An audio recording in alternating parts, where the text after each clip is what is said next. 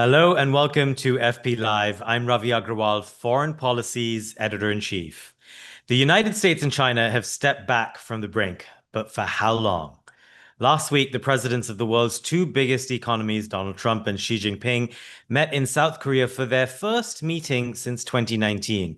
Both sides walked away with at least something they can call a win. U.S. tariffs on China were dropped by 10 percentage points to the still very high 47%. China will resume the purchase of American soybeans and will further crack down on the export of fentanyl precursors. And Beijing agreed to roll back its latest restrictions on the export of critical minerals.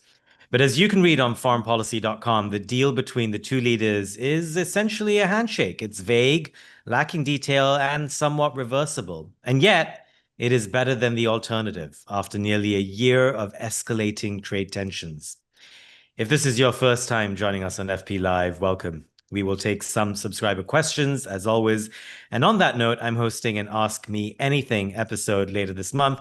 You can send me your questions directly on the site or email them to us at live@foreignpolicy.com. So let's talk about that Trump-Xi meeting and what emerged from it. Joining me now, Elizabeth Economy is a senior fellow at the Hoover Institution. She served as the senior advisor for China in the Department of Commerce under the Biden administration. Her most recent book is The World According to China. Liz, welcome to FP Live. Thanks very much, Ravi. Great to be here. It's our pleasure. So Trump meets with a lot of world leaders, and I just want to preface this discussion by saying that this was the most anticipated meeting this year. The two leaders of the two biggest economies meeting for the first time in 6 years with immense consequences for the whole world. And there was a pretty wide spectrum of potential outcomes here from awful to good. With that backdrop, what was your big takeaway? I think clearly it ended up on the side of good more than awful. I think we knew what was going to happen largely because Treasury Secretary Bessent sort of telegraphed, I think, the outcome, the range of sort of small deals that were being struck. So we knew pretty much the outlines of this trade deal. That being said, I think it is a great relief to have the two leaders meet, inject a little bit more stability into the bilateral relationship. But on the other hand, I have to say it's also a little embarrassing, I think, for the administration, because largely what the administration got was basically it managed to dig itself out of the hole that it had created when it first launched the trade war 8 months ago or so. So yes, I think it's great that the two leaders came together. They sort of reset the trade table, but it basically took us back to the pre-Trump trade war status quo, with a few small exceptions around fentanyl, a possible TikTok deal. It's also notable to me how the two sides have spun things at home. So Trump, on his way back to America, called the meeting a 12 out of 10. Beijing has been more circumspect, I think. How do you read that difference and why is it important? Well, I think it's always that way. Quite frankly, I think President Trump is he leans toward the fantastical and sort of big words describing a big get. I think he's done that with virtually all the trade deals. Everything is the greatest deal ever.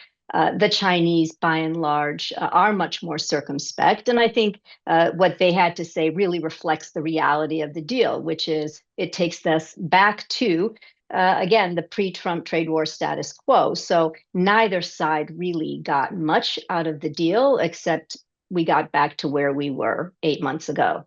Hmm. There was a lot of talk in the lead up to the summit that there could be some sort of a grand rapprochement between the United States and China, in part because people say that Trump realizes he should avoid direct conflict with China and instead go for a hedging strategy of sorts.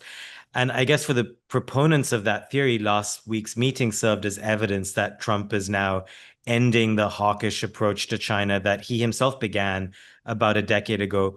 Do you buy that theory? I don't. I actually see this, very differently. I think there's the potential that there are, steps that the President Trump is taking at home can weaken the United States when it comes to dealing with China. For example, cutting back on, funding for basic research, investment in science and technology. There are a whole range of issues that I think we could identify. But I don't think that this means that he's soft on China. I think what we see coming out of this administration is actually that China's strategy is basically a byproduct of the America First agenda. And that means that, yes, we've taken off the table sort of the US leadership on the global stage when it comes to climate change and global health issues. So we're not interested in competing with China for leadership in a whole range of issues. We said we don't have an ideological foreign policy. So we're no longer in the world of autocracy versus democracy. You don't hear that language coming out of President Trump. But that doesn't mean that we're not competing on technology and that we're still not pushing for a pretty strong competition around our national security and defense strategy. I think the president has said he wants to export our tech stack globally. We saw a number of deals being struck between Japan and South Korea and the United States around technology and national security during this most recent trip that I think are important. I think Secretary Rubio and Secretary Hegseth both have affirmed on a number of occasions the importance of the Indo-Pacific and our security in that region. And yes, our priority is homeland security, but number two continues to be Indo-Pacific. So I think in the technology space and in national security, that the United States continues and the Trump administration continues to have a highly competitive outlook when it comes to China. I don't think there's been any reset in terms of thinking about China as our greatest long-term national security challenge. But I do think when it comes to these other areas of soft power, US soft power and leadership on the global stage, certainly we've taken a step back from that more traditional role in US foreign policy. What I'm hearing from you is that there is a bit more consistency in America's China policy between Trump 2 and Biden than some analysts let on. Am I reading that right? What are the big differences you see, and what are the through lines that you think have stayed the same? Yeah, I mean, I think the Biden administration strategy, which with I am fairly intimately, Of course.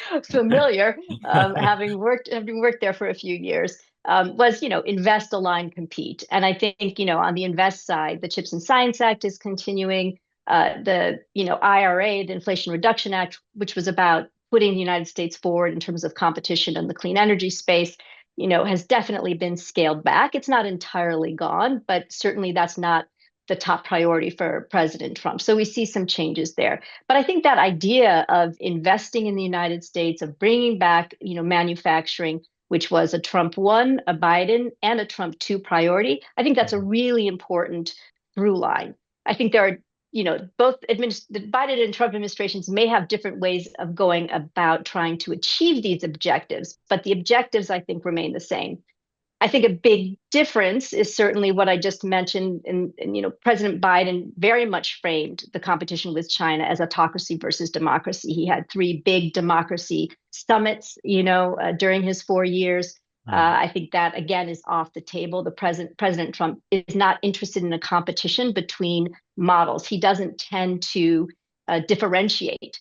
I think we've seen between autocracies and democracies as allies and friends and partners. You can be a friend and be a great friend, in fact, as he'll sometimes refer to Xi Jinping, and be the leader of a very repressive political system.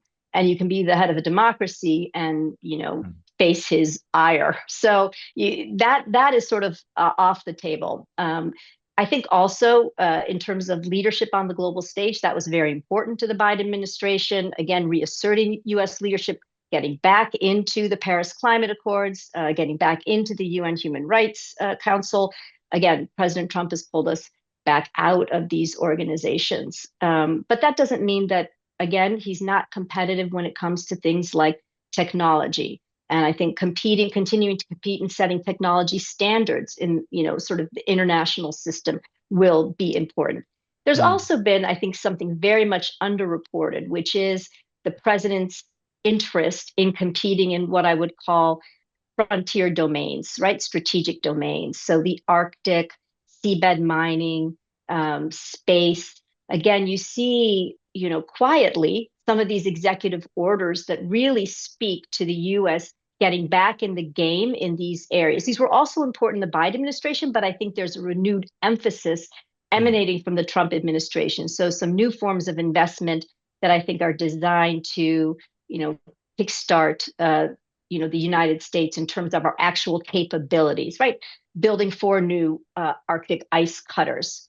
So I think we have to take the time to look not just at what the president says and what I think a lot of media and analysts sort of just take away from his rhetoric, but actually look at what this administration is doing on the ground.